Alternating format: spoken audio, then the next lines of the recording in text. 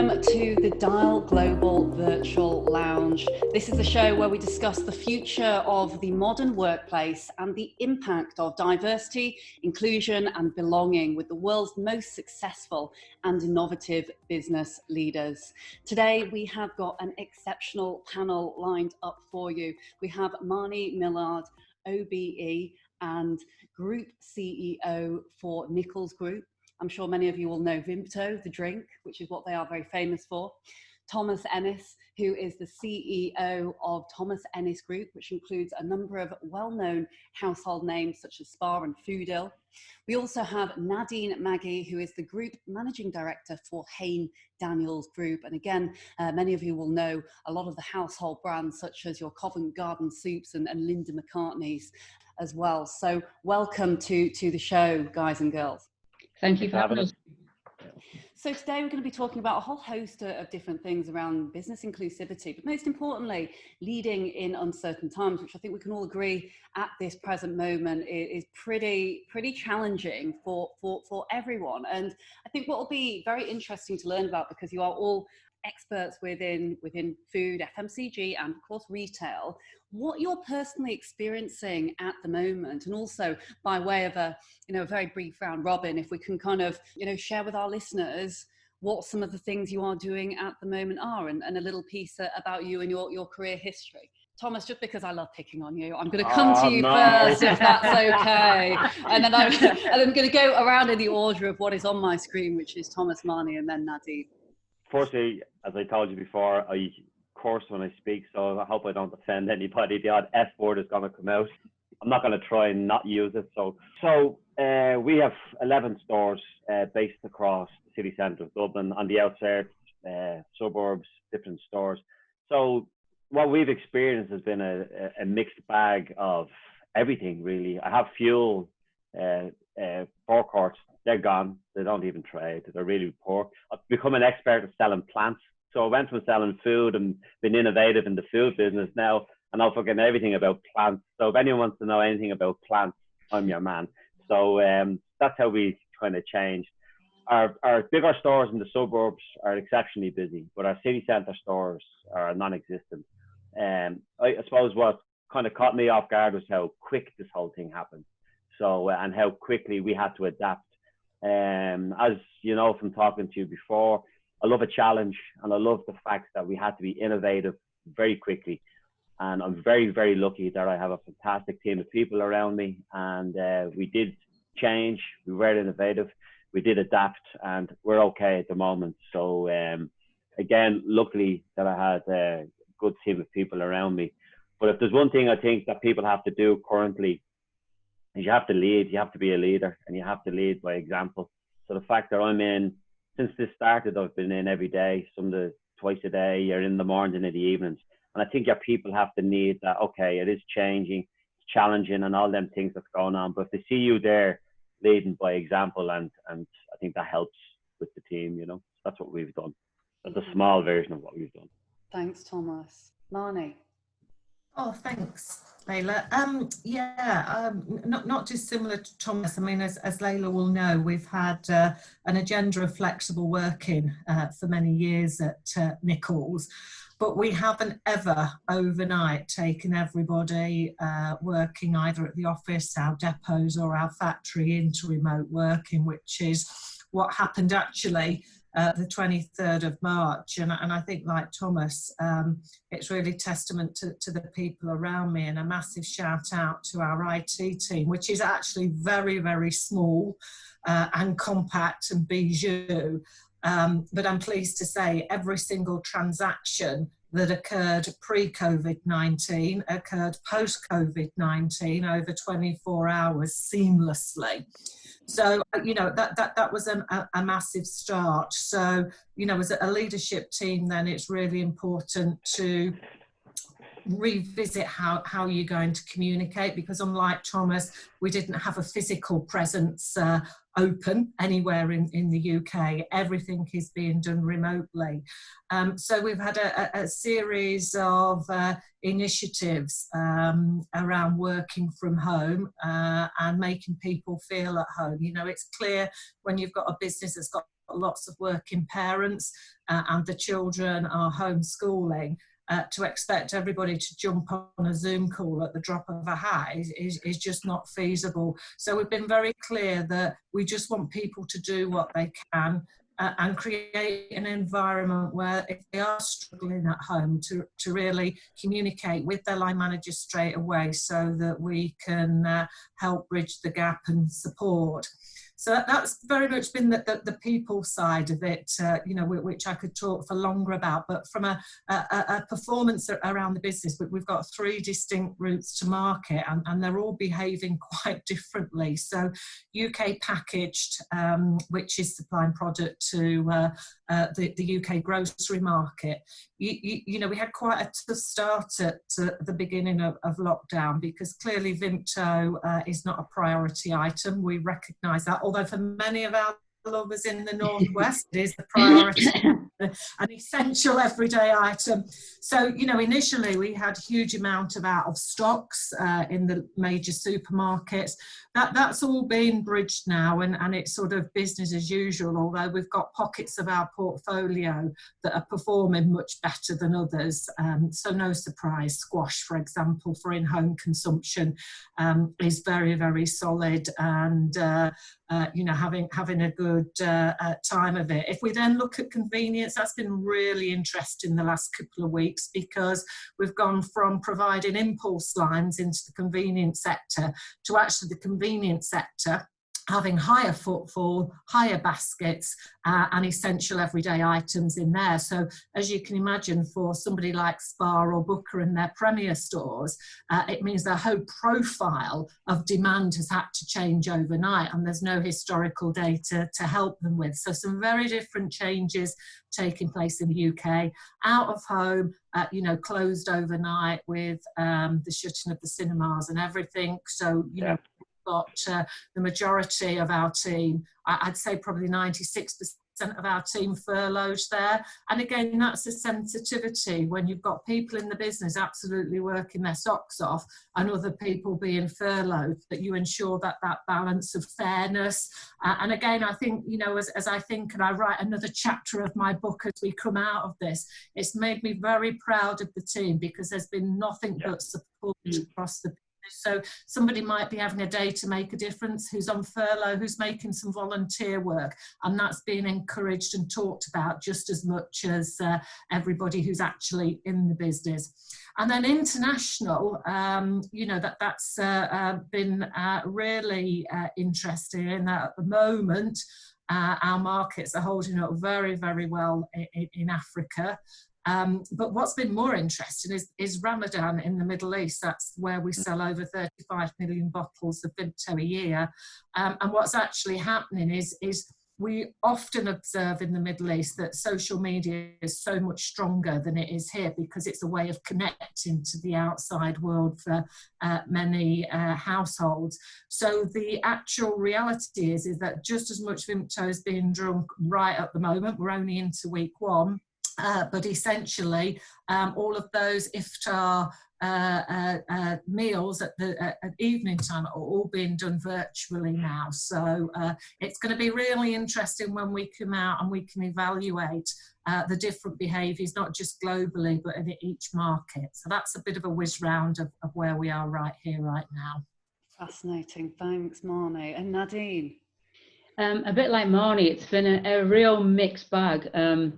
Not many people know about Hain Daniels Group or know the name Hain Daniels Group, but when I reel off the brands that we support, which is New Covent Garden Soup, Yorkshire Provender, Linda McCartney, Sunpat Peanut Butter, Hartley's Jam, Hartley's Jelly, they are across a number of different parts of the stores, but also we provide a lot of food service. So Pret, Greggs, Costa, Caffè Nero, and also direct to universities, schools, colleges. So it's been a real mixed bag of up and downs and going for feast and famine in some areas. So the chilled part of the stores have seen quite a big decline in footfall and quite a big decline in food to go. So soup is quite a good staple of lunchtime in the office. Well, if offices are short, no one wants any soup. From Linda McCartney, which is in the frozen aisle, and everyone's stocking up on freezer items as a staple. So sausages and burgers are expanding. Bakery, so therefore your Hartley's jam and your peanut butters are going high up in the sky. But again, we've seen food service just stop overnight. So your Pretz, your Costas, your Caffè Neros, where we provide soup and fruit, has declined dramatically. So it's been a real mixed bag of trying to manage that, and all of our factories have stayed open, and that's caused other challenges for us as leaders, as how do we keep people safe? How do we keep people motivated? How do we keep people 2 meters apart while still trying to run production lines is very difficult to manage. And it's about getting the balance right of keeping our people safe whilst trying to deal with the pressure of keeping the stores full of our products, because invariably we've had to slow production lines down to keep people safe. But we've also got retailers who are saying we need to keep people stocked with food. So it's been quite tricky to manage both of that. Yeah, retailers are very tricky, all right. They are. They're very demanding. I don't know how you deal with them. So it's been one of those ones of, but it's been about making sure that we communicate. It's about making sure that we keep employees well informed and answering the questions. So we've had lots and lots of helplines and wellness campaigns. We've sort of had 3 categories of our colleagues. So we've got the ones who are directly on the shop floor. Unfortunately, they can't work from home. So we've had to support them as much as we can to keep them safe and feel confident that we're keeping them safe. We've got those people who support the production. So people like quality and technical, making sure that food safety is still just as paramount. And then, of course, we've got the people who can work from home, sales, product development, category management, and it's how we keep communicating with them and making sure they still feel part of the team. So it's been an interesting challenge, I will say. It's been lots of lessons learned, and I think there's lots of things that we've learned to do, such as IT, virtual meetings, that I think we have to take forwards and use as a new way of working. So the new normal has to change as a result of this. Absolutely. And some really valuable points brought up there by all of you. And I'm so pleased that we are doing this panel discussion, because firstly, for those who are listening in, it's not easy to get 3 very senior people in the same place at the same time.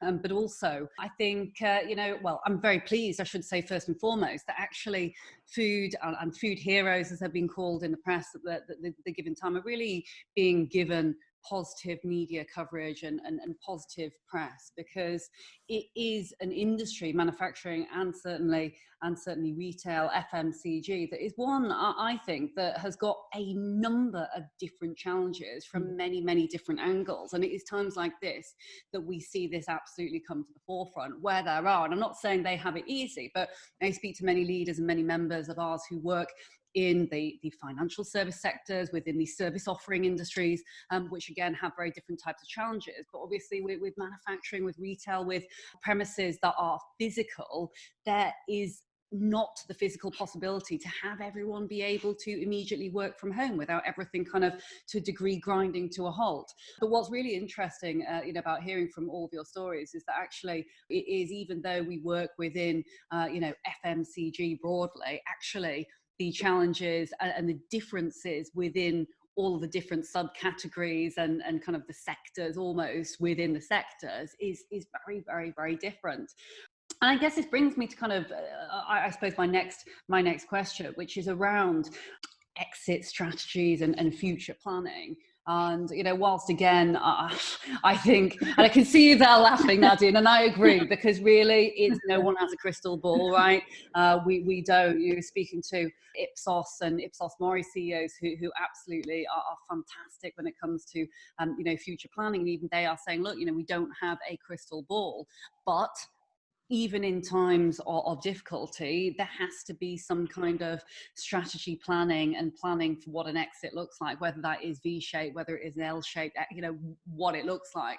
I wonder, whilst it is a big question, what are we doing and what are you guys doing within your respective industries to be able to actually plan for the future? Because do we think right now is a representation of what it will be like in the new way of working, in inverted commas, to use your terms, and what can we learn, you know, if there's other leaders listening in, about how they, when they're mapping out their strat plans for the future, can kind of glean, really. That's for me. Absolutely, you jumped in. Absolutely. Thomas, we'll come to you first. This, as I said, it kind of caught people up. You know, we had to change very quickly, and I'm very much a hands-on retailer. We're in the stores, and they're very busy stores. I'm lucky, and I'm a very positive person. I think this is going to go through a process. I think it's going to. We closed 3 stores, which broke my heart to close, but I opened them back up. And we're down about 80% in some of them. Some of them are up more. But as you said, we are kind of front line, and people expect us to be open. And if we're, you know, we've cut our hours, we're Monday to Friday instead of 7 days. We've adapted to what the challenge has come to us. With that, we were expecting our government to open up tomorrow a little bit more, but they didn't. They pushed that out by 2 more weeks to the 18th of May. And what we done, we've got our people in, and we've started to gradually open up our stores in a sense of 20% of what we normally have, and we bring it up to 30%. And we gradually increase. Social distancing is not going to go. It's not going to go away. We had chefs and bakers in our stores, and we are very much a food offering, and that's going to be a challenge for us. And people queuing in shops, that's going to be a thing of the past, I think, till they get some sort of a vaccine or get some sort of a handle on this. So we've had to adapt how we open our stores. We've had more people in, the sanitizing stations. We have the shops, well, they were clean, we're exceptionally clean now. And we have people going around, we have colleagues going around helping customers in a sense of getting them through the stores quicker. We did a lot of grab and go. That's gonna, I think that would be better. I think the green agenda is off the table for a bit, so packaging has come back in, whereas before packaging was a dirty word. If you didn't mention packaging, you kind of, now packaging, the more plastic that's on the product, the better people feel about buying it. So we've adapted that end of it. I can see a change in Dublin city centre and in Ireland, where you can see it gradually getting better and people getting that little bit more confident, because we have handled it extremely well. Our Taoiseach, our Prime Minister, I used to call him, comes from a medical, he's a doctor. So I think that he was able to understand what was going on that a little bit better. And the communication from the government was really good. And so I think that's filtering down the line to us, in a sense that people seem to be coming back and more confident, and they're coming back into the business. What way our business is going to be in the next 12 months, I don't know, you know. But the fact that we're on the ground, the fact that we're in our stores, the fact that we're watching and listening to what our customers are telling us and guiding us, we'll be able to adapt quicker. I think there's 12 months of this, if I'm being honest. You know, I don't think it's going to be just changed, you know, in October, November. Just 12 months of this, of adapting. We're up for it, you know, we have to be. We're getting good support from our suppliers. We're getting good support from our government. So we're up for it, but we will adapt as we move along. Certain stores will have certain needs, but we will adapt and listen to how our customer feels and how they'll feel comfortable and safe coming into our stores. So that's what we'll do. Mm-hmm. So ultimately saying it is, I mean, there is not such a thing as over communicating right now and changing rapidly. No. So having those key points of contact to reassess and keep pivoting all the way along is key. Okay.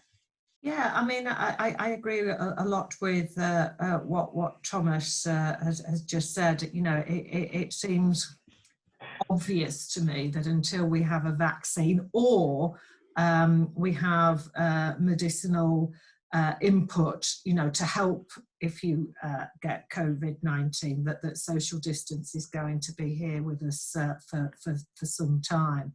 So, you know, the immediate implications that has are on how we look after our people and make sure they come back to work on a progressive basis slowly and in a controlled way.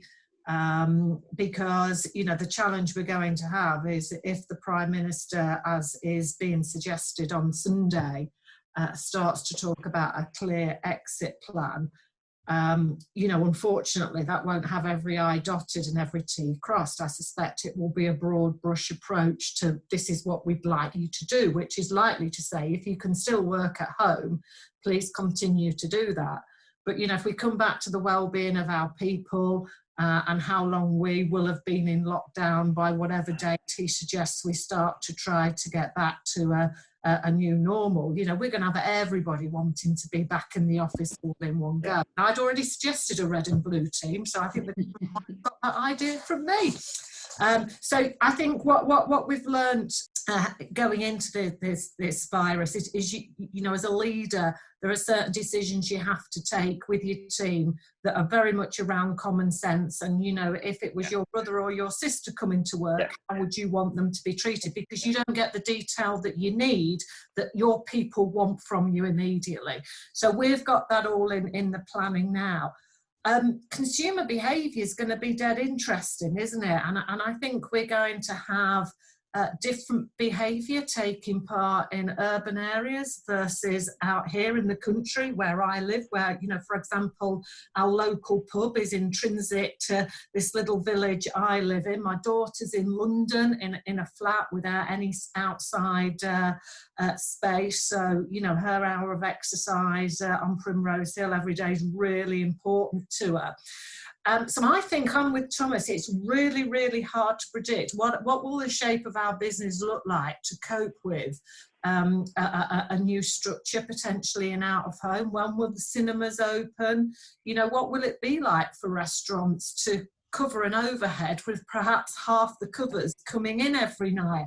So, you know, I wouldn't dream to suggest we've got a crystal ball, but I think you've got to stay really open-minded. And I think things that you probably thought wouldn't happen could well indeed occur. And I think, you know, for businesses like ours, you've just got to remain agile and, you know, not get everything set in stone. You know, we've got a new packaging launch that should have happened in 2020. That's going to happen in 2021. We're really keen to keep range reviews going and keep moving the business forward. But there will be some elements that are out of the control of us and our teams, and we've just got to get used to that. And internationally, you know, we're just not going to be able to travel in the short term the extent. So when we're having a review with our partners about the 2020 season, you know, I'm not expecting I'm going to be on a trip to Dubai and sat on that plane for 8 hours. I expect to be doing it just as we're doing here, because actually we've proven that a lot of what we can do can be done differently.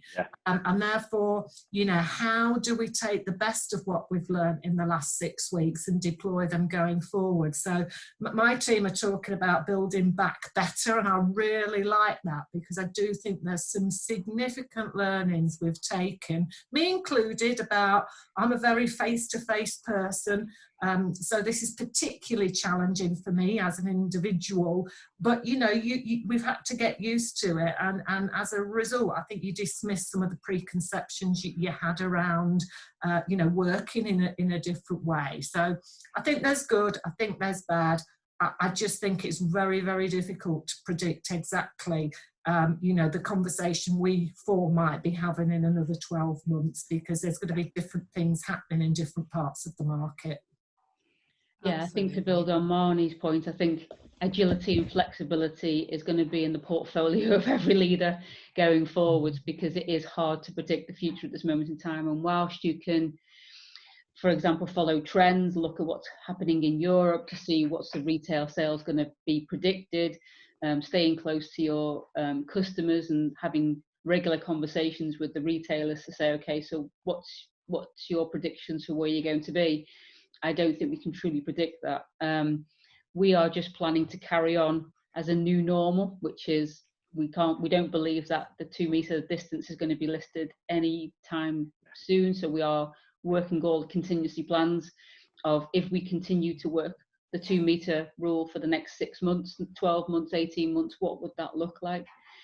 So I think it's applying the new normal of virtual working and self-isolation and distancing, and saying, if it carries on for 6, 12, 18 months, what's the plans and adaptations we have to do? What investments would we have to make to machinery to try and help with that? So it's looking at all of those things, and then what's the new normal for food service and for your Prets, and what's the store openings going to look like for them? So again, we're working on the contingency of 10% each week opening. What does that look like, and building up to that? But who knows? Who knows? I think there's one thing is you can never be shocked by what's going to come next. So be prepared. Absolutely, and it is. I mean, it's not. I think being able to adapt is the important thing. Yeah.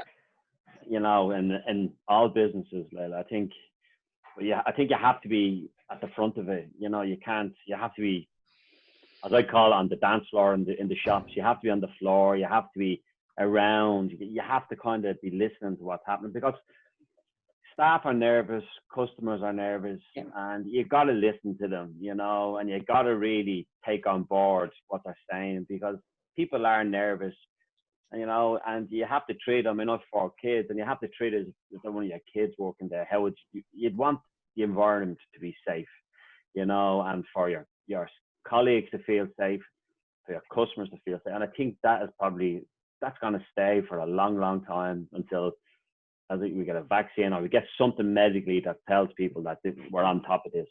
And you don't see that happening fairly soon. And I think if your customers see that, you know, if they see that happening, that'll give them the confidence, you know.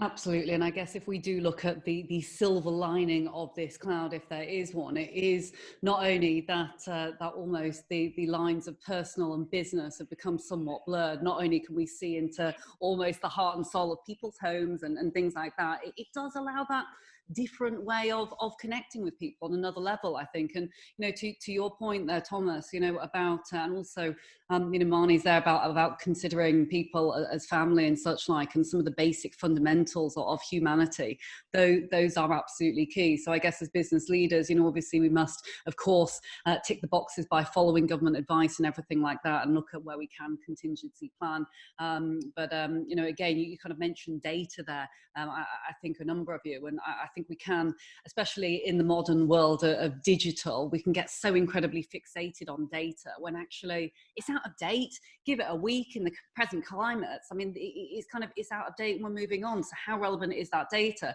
You know, the constant listening, learning, speaking to one another is not only, you know, I'm sure very good for our health and wellness, but also better for what we should be doing as business leaders. And I guess that leads me quite nicely into my next question, actually, which was around inclusivity. You've all mentioned it there. You've all talked passionately, you know, about how proud you are of your teams, and you know, kind of, you know, Nadine, you know, mentioned there, you know, that it is kind of flexing to how different people feel and stuff. I wonder, you know, how important is, and of course I'm slightly biased because, you know, I love diversity and inclusion, but how important is inclusivity at a time like this? And what, if any, and I'm sure you have many examples, are there examples that you can give of some of the positive things that have happened, you know, other than obviously being proud of your teams and things like that have happened? I think, you know, I have seen in the media, in the press, many really kind of heartwarming, touching stories, you know, such as Captain Tom and many others, where it just puts a smile on your face. You think, wow, you know, that is something that we can be incredibly pround of. Yeah, I was going to say I can take that one. So being in a manufacturing environment, we have a high proportion of lower income people who are coming from difficult backgrounds. So we're having to make sure that we fully support them. So we've done things like grants for people. So they're not loans, they're grants. And if people are finding themselves in financial difficulty because their families are struggling, we are happy to support them through this programme. But it's about having appreciation. And I think the biggest thing that we've recognised is appreciation of people were scared at the beginning. People were concerned, and we were asking them to come into work and be with other people. So it's about having compassion and not forcing people to do anything that they really did struggle with. And as leaders, we've got to change our compassionate views to people to say we're very fortunate people who can work in offices, who don't have to come into work every single day because they're putting food on on the table for their families. So it's an appreciation, and I know we talked about proud, but we are really appreciative of people from the lower income backgrounds, and we've tried to make sure we can include them. So we've had silly things like brighten up our factory. So we've had children's drawing competitions to draw things to put up around the factories to just make people feel like a family. We're also then sending gifts and prizes and things back to families to make people feel inclusive, that we are all in this together, and you're all part of one great big family here. So the competition's been great. Thanks so much for sharing. Yeah, I think probably just a slightly different angle to Nadine, because we've got a slightly different makeup of colleagues, I think, within our respective companies. We launched Workplace by Facebook. Probably it was about 4 weeks ahead of going into lockdown. Because for some time the structure of our overall workforce has changed from being predominantly housed at a head office in Newton Le Willows. So we had about 80 people when I first started at Nicholls, to having just shy of 500 people now. Through acquisition, and a lot of those colleagues being out in the field or at depots or at our little factory in Ross-on-Wye. We have about 45, 50 people there. So it's been a challenge for some time to ensure that the values and the culture remain as strong as they always have been. So ironically for us, coming through Workplace and using that as a platform and everybody getting involved, that's proved a really great place to go for the teams to communicate, and lots of good examples taking place. So the furloughed people within our organisation, we've actually actively encouraged them to volunteer if that's what they would like to do. You know, clearly for some people, managing the family, as I said before, has been extremely challenging. And then we've done lots of things, such as now, for example, on a Friday, we have a free from Friday. So absolutely no video calls on a Friday, just to give people time to prepare for the weekend, to sort of get their to-do list ticked off. And perhaps some project work. So, you know, but a very different environment, obviously, to you know, being in a factory and all those challenges that presents, as Nadine spoke about. I guess one of the things we found a little bit challenging, you know, as a brand, there could be the opportunity to be seen by consumers, to do a lot of good work out there. We've chosen to do all of the work with our local charities really quietly. So, you know, we've been supplying product to the London Ambulance Team, Warrington Hospital, you know, Andy Burnham's homeless charity. So there's a lot of good work, but we felt that it's just appropriate to get on and do that because that's the right thing to do. That's not because we want a big plug for the brand. So again, we just make sure we communicate that to, you know, our colleagues and, you know, if they've got any local charities that they feel need help. Rather than sort of go down the grant route at the moment, and that stays under review, we are bridging the gap on furloughing, so all of our colleagues are paid at 100%. But every business has to make different decisions for the context that's in. But I think, you know, again, coming back to Nadine's point, you know, we have got families that potentially not doing that could have caused financial hardship. And again, because these individuals are in a very specific part of our business, we didn't want them to feel ostracised compared to everybody else. But, you know, there's ups and downs of every decision you make through this gig. There's precedent for doing it. You know, so in many ways, you sort of have to feel your way through it, use your judgment, take counsel. But again, I come back to the point I think we've all made around actually taking yourself back to being in somebody else's shoes and how would that leader make you feel. And I think if you can sort of balance that with the financial results we're all expected to deliver, then you can more or less sort of steer a steady ship. But there's no Harvard book for this, I don't think, not one that I've read yet anyway. Most definitely. Yeah, I'd be the same. We've kind of done similar stuff with our staff. I kind of, smaller business to you guys, we have about 350 colleagues working for us. And out of 350, I would say 200 of them are been temporarily laid off. COVID payments they're getting from the government, but they're only getting 70%. So I've backfilled to 30%. Now, initially, we all thought this was going to be for 4 weeks or 5 weeks or 6 weeks. So that's something that we'll have to look at ourselves moving forward. But I think I've already kind of wrote off 2020 as a year of making any projections we would have had are kind of being parked for 2020. So I'd say we'll still probably look after our colleagues while this is going on. We've done a lot for local charities ourselves, but we've kind of done it under the radar because we kind of don't like. I've seen a lot of people and the big PR thing around giving something to somebody. We haven't done that, you know. So we're looking after homeless people, but we've always done that.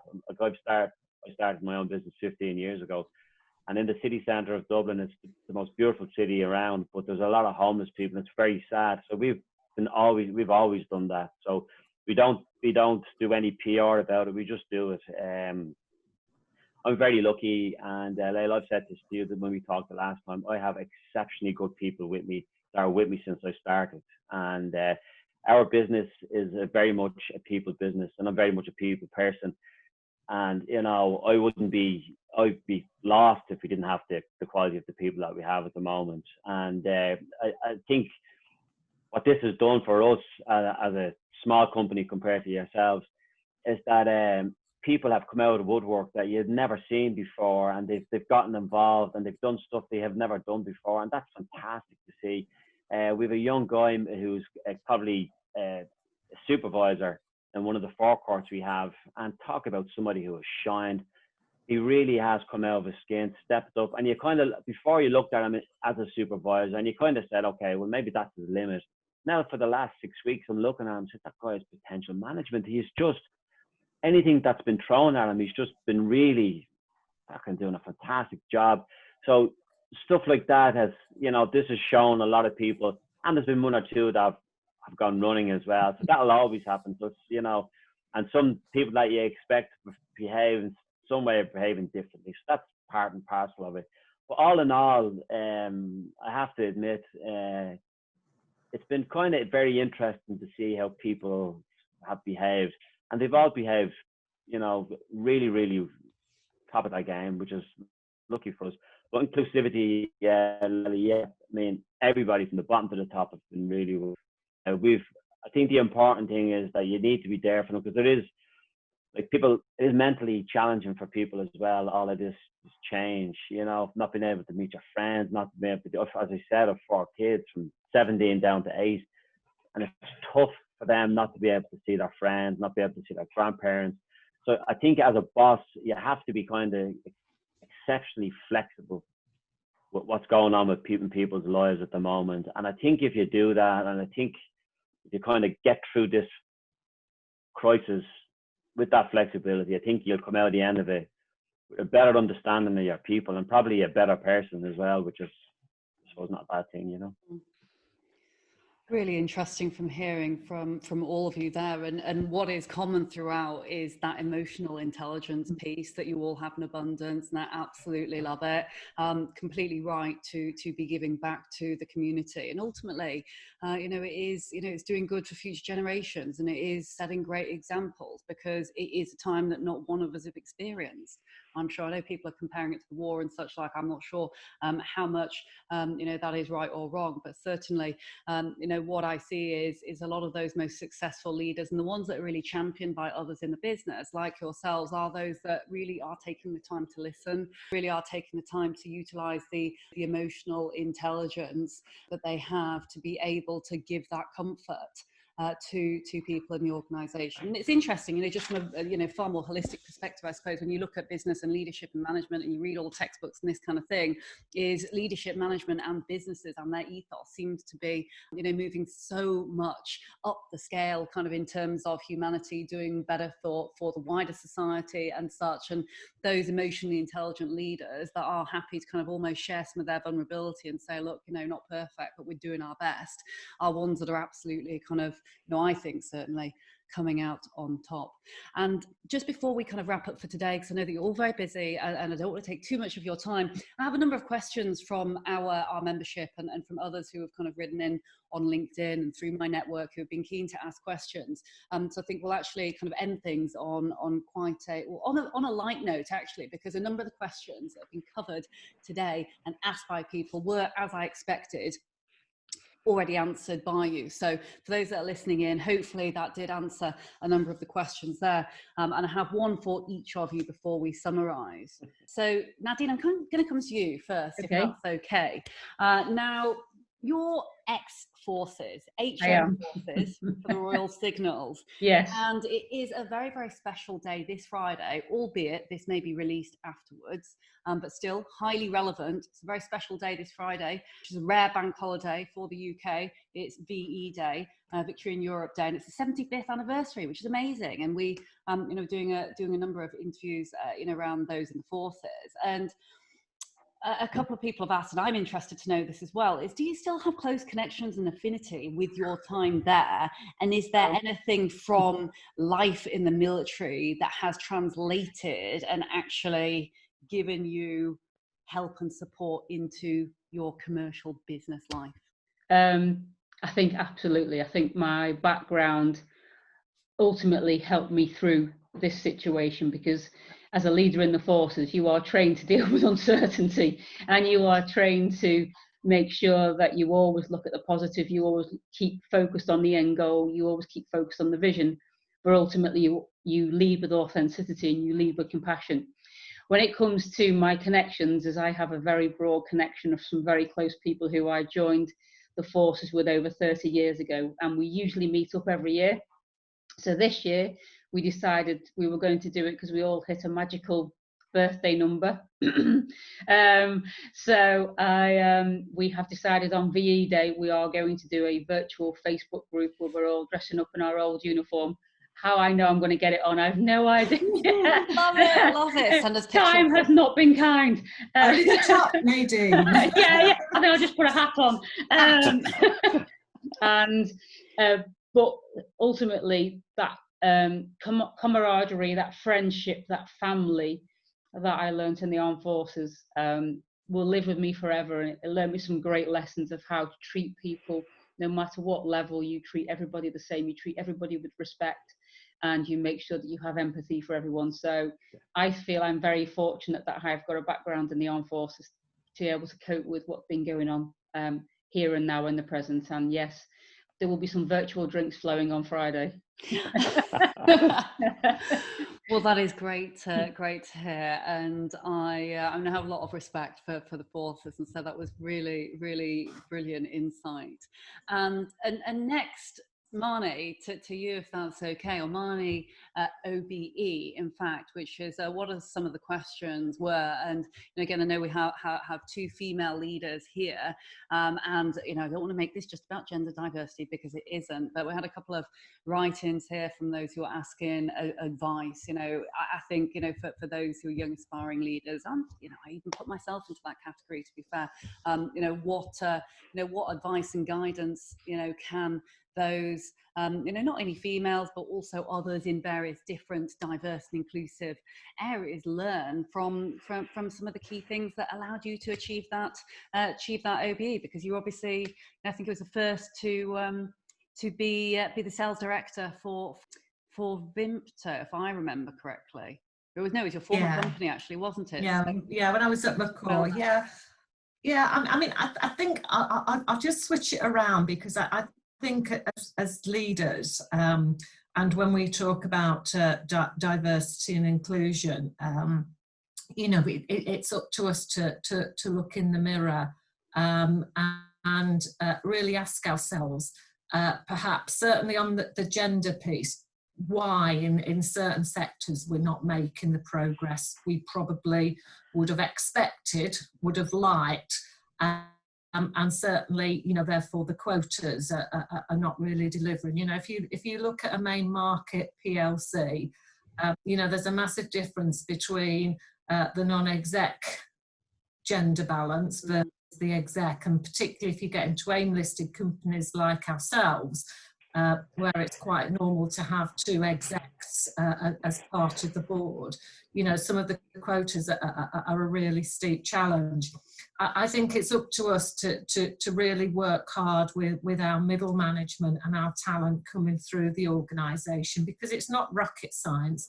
If you haven't got inclusivity and diversity baked into, one, bringing talent into your business and then nurturing the talent, there's no way you're going to get it to the top table.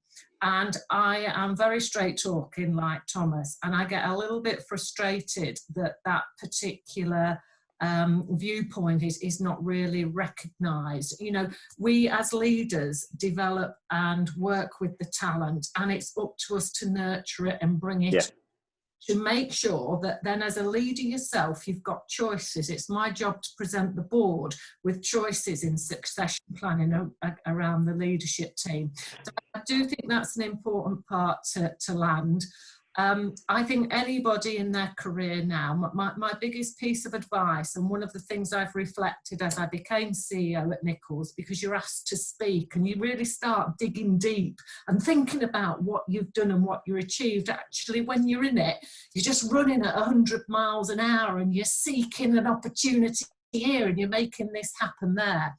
I do think with structures, and I think this is going to be part of building back better, is get as broader experience as you can. When you become a leader of an organisation, whether it's a managing director role, general manager, CEO, the broadness of your experience set will really, really kick in. So I'm a commercial animal by definition, but as you know, I've done lots of other things in my career, which at the time enormously took me out of my comfort zone. Really had to be resilient, probably not in the way Nadine was in her career in the forces, but really had to dig deep and learn a lot about myself. But what I've come to realise, you know, in terms of my role now, it's that great depth of knowledge I've got in my skill set, but the broadness of knowledge I've managed to collate over the years. And you know what? At some point in your career, you've got to stand up, you've got to make some very brave decisions, and you have to stay true to yourself. And I've maintained that all the way through my career. Again, not always by design, but there becomes a point when you look at the mirror and you say, do I want to do this next stage that I'm being encouraged to do, or don't I? And very often actually saying the no bit is the hardest bit, because you know it's not right for you. But that's a few little words on that subject for me. Thank you very much indeed, Marnie. And finally, Thomas, I'm going to ask you 2 questions here, because I know someone's going to tell me off if I don't ask one, but that'll be a very, very quick one. So firstly, you, like actually in a way we're discussing with Nadine and also with Marnie, have a very interesting background and started your career in boxing, which is amazing. You know, again, you know, how did those early lessons, and I know from our former podcast, you know, just very, you know, amazing story of kind of upward social mobility ultimately and the background. But what has the lessons within sport taught you about running a business today? And the other question, which I'm sure you'll guess who it is, it's nothing related to this, is that we know that you're a very big music fan, and were you happy with Gimme Shelter as Rolling Stone's number one time top 10, and also the Beatles? Okay, well, I suppose I'll start with the boxing. I think I said this to you in our podcast. I would have grown up in a real rough part of Dublin, and really rough.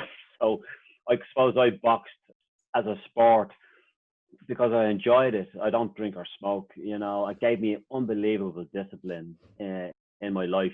at a young age, and growing up where I grew up. I didn't hang around. I trained the whole time. I would have boxed international, would have boxed for Ireland. I wouldn't have been good enough to go professional. I don't really like the professional game, I would be honest with you. I love the amateur respect part about it. I know people might find that hard to believe. Two guys in the ring trying to hurt each other, but yet the respect was just unbelievable. And what boxing gave me growing up, and especially through my teenage years, and I coached it. And I think if you get boys and girls through their teenage years into 18 or 19, and if you kind of get them past that age, they're kind of safe-ish, you know, they have a kind of clear idea what they probably want to do. But what boxing done for me was just pure and utter discipline. And you had a plan as a young athlete of what you needed to do to get to the end. I always have you have the start and a finish, and everything in the middle is just noise. It's just noise. But if you know exactly where you need to get to, you get through the noise. And what way you get through the noise is how you want to get through it yourself. So bringing that into working for myself, what boxing would have done for me as a sport is it would have given me discipline in business. It would have given me the fact that you're going to get knocked. I know it's a cliche, but you get back up. But you do get back up, because you do get knocks in business. You do get knocks when you're working for yourself, dealing with people, opening stores. But you just get back up, you brush yourself down, and you go again. So discipline, definitely sport would give you discipline. And boxing it's just you on your own. So, you know, it's kind of really good. Mentally, it made me exceptionally strong in a sense that you knew what you had to do. You know, you have weaknesses. We all have weaknesses, and mentally, we all wobble at some stage. But all in all, it definitely would have given me great strength within my business. So I would advise anybody with young children to get them, as I said, I fought them myself, to get them involved in sports. Sports is just fucking brilliant for kids. Gets them involved with people, gets them into teamwork. You know, with my kids, you have their friends in school, you have their friends on the road, you have their friends in sport, and just sport friends, I think, is really, really good. So that's what sport has done for me. Musically, "Give Me Shelter" is probably the best Stone song ever. You know, I'm not on social media. I'm not on Facebook. I do a small bit of tweeting, but I'm not on Facebook or anything like that. But as a group of friends, we've all been gathering the last few weeks. And each Friday we have a Zoom call, which is nuts for us because my friends are nuts. So for us all to get together and Zoom call, it's fucking great crack, you know. But every week we do music. So we did the Beatles a few weeks ago. We did the Stones on Friday. We're going to do Neil Young next Friday. And we're going to keep going on while this is going on, just to keep in touch with each other, because we need to keep in touch, you know, instead of disappearing because things are a little bit different. So the Beatles, for me, "A Day in the Life" is probably the best Beatles song, I think. So there's my top Stones, "Give Me Shelter," and "A Day in the Life" for the Beatles. Nadine, Marnie, would you agree? Oh no, absolutely. As a 52 times seen Simple Mind, I always go in that space. But what I love about music is, you know, everybody is all about memories, and it's all about time in your life. Yeah. So it's I would just like to say on Thomas's point about sport, I know you want to finish, but my nephew's 17. And he's a rower, and he got in it via the Sea Cadets, and you know, looks a promising potential talent for the future. But you know, I totally agree with Thomas that, you know, he's at that stage now, but it could easily have gone either way. And having that sport and discipline, he's an only child, so you know, he's not used to working in teams, and school's never evoked that in him. So I can really resonate with, you know, the elements of being in sport, whatever your sport might be, because that discipline, teamwork, empathy is just, they're invaluable skills when you get older. And I think you know, for him as a lad, he's a big lad. I mean, it's been life-changing for him. Even if he doesn't end up having the success that I know he really dreams of and would love to. And but you know, it's it's been life-changing for him. So I think sports really, but I'm not going to agree with you on music. Sorry, Tom. I think on music, I am a big Stones fan and an even bigger Prince fan. So I'd like you to do Prince 1 week, please, because that would be great. And I've got to be careful what I say about the Beatles, because I do work quite closely with Sir Paul. So I've got to be careful if he does listen in. I've got to make sure that I pick one of his songs that he wrote. But again, I'd echo the discipline from sport. I was fortunate to have discipline from the forces, but I also played sport in the forces, and I saw many of people come through to learn about teamwork, discipline, respect. I think a lot of people could learn from being in a team sport or a discipline of a sport. I think it gives people a vision, it gives people a goal, and it gives people that passion. And I think passion is absolutely fundamental, whether it be work, home, business. I think if you find a passion for something, it gives you something to aim towards.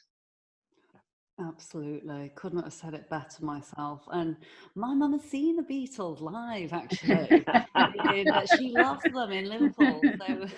So just on the music note. But anyhow, I don't want to keep you all too much today. But I mean, I've been making notes actually as you've all been speaking. And there's been so many points that resonate with me personally, and I'm sure resonate with everyone else that is listening in. But just by way of very, very brief summary, I think what's really kind of stood out is actually, looking at this as kind of much as we can, very much an inclusive and a family environment. Let's make the most of the fact that the lines are becoming more blurred between business and between our home life. But wonderful to hear some of the stories, given the challenges that we are all facing individually, about giving back. You've all had in abundant stories immediately to share about the things that you're pleased with, the things that you're proud of when it comes to your team, when it comes to the people. Another key thing that I certainly really learned, and I'm hearing from our conversation today, is the absolute criticalness of adaptability and the clarity when it comes to communication.